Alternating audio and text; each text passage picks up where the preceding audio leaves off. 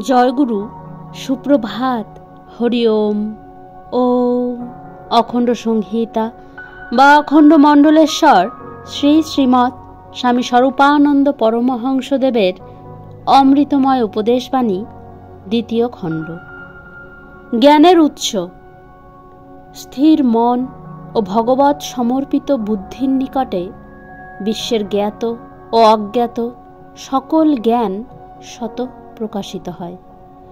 তাই স্থূল বিষয় ভোগ না করিয়াও যোগী সকল জ্ঞান লাভ করেন। পরন্তু অস্থির চঞ্চল মন লইয়া লোভী গৃহী নিয়ত বিষয় উপভোগ করিয়াও ভোগের প্রকৃত বিজ্ঞানে অন্ধ থাকে।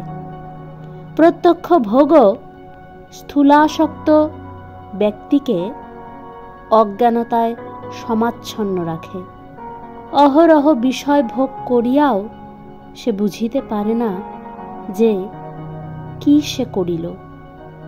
পরন্তু সর্ববিধ ভোগ ত্যাগ করিয়াও ব্রহ্মপদে সমর্পিত চিত্ত ব্যক্তি সর্ববিষয়ে পূর্ণ ও অখণ্ড জ্ঞান আহরণ করেন। হরি ওম।